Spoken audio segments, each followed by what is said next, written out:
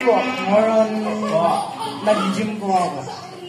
Sa gym po. Sa gym ka. Okay. So after gym, Ayun po, ikit lang po ng routine ko na aral po after ng gym. Gagawa po ng mga research. so yung masasabi mo, yung nandun ka sa bahay na bato, tapos nandito ka sa munting bahay, ano yung difference when it comes to your studies? The difference between ano po, malaki eh. Ano nga? Kumbaga, ayoko na po magsalita ng ano, kasi hindi ko po lahat nakikita. Yes. Dahil bago pa lang naman po ako dito. Kumbaga, nakikita ko pa lang po sa ngayon is mas nakakapag-focus. Or, kasi doon po, makakapag-focus po ako, pero meron po yung mga distractions yung sinasabi na. Doon po kasi, pagka nag-focus pa, wala po talaga mag-isa as in, wala walang makausap sa akin, wala po kumbaga, more ako lang po talaga mag-isa, like nakapag-aral po ko na maayos, ng mas, kumbaga, mas mapadali po yung trabaho, in short. Yes. Okay. Kumbaga, pero hindi ko po nakikita yung lahat ng differences.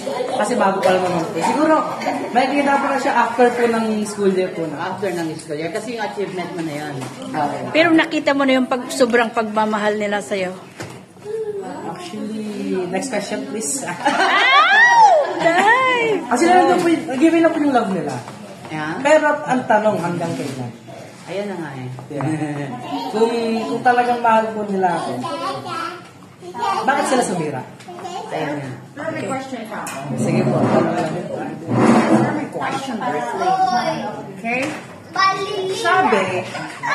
Sabi sa vlog ni Ranil, nilagay na daw niya yung mga gamit niya sa karton. Now, challenge again.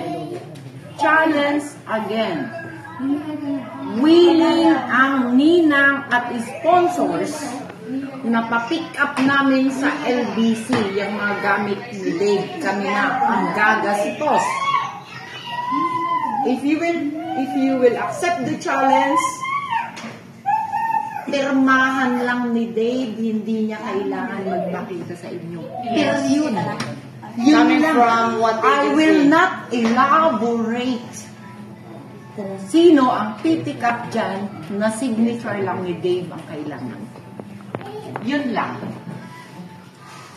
Give me your best bet. That is my challenge.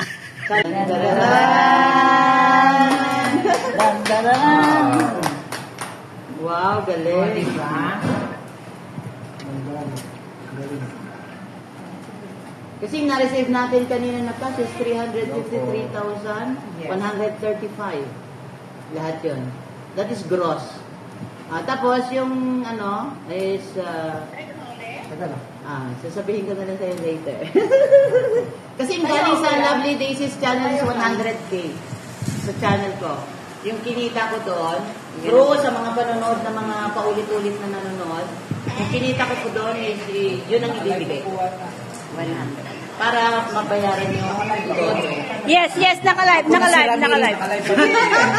Naging babae si... Yan po yung pagmamahal ko kay Biel. Kaya huwag niyo po sabihin na pera yung habol ko sa kanya. Kasi hindi naman ako nakatira sa kanya. Hindi rin naman siya nakatira sa akin. Uy, nangangalay na. Ninang Francis, ikaw dapat dito. Walang director dito, ha? Wow, huwag niyang kakayahin. Ikaw na ang mamita eh. Oy, para mamasahe muna.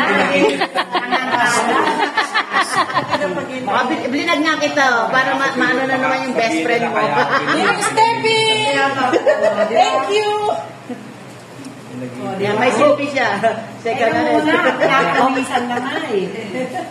Nangangalay. Ganito pa na makakawak ng maraming pera. Anong feeling? Para akong nasa ulap. Ninong, baka naman. Enjoyin mo sis kasi galing na sa akin yan. Oy!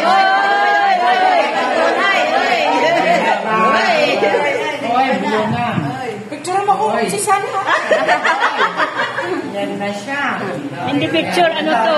Video to. Hindi si nakakangalay pala talaga. Nakakangalay talaga? Anong pakiramdam? Parang nakalutang talaga sa ulap.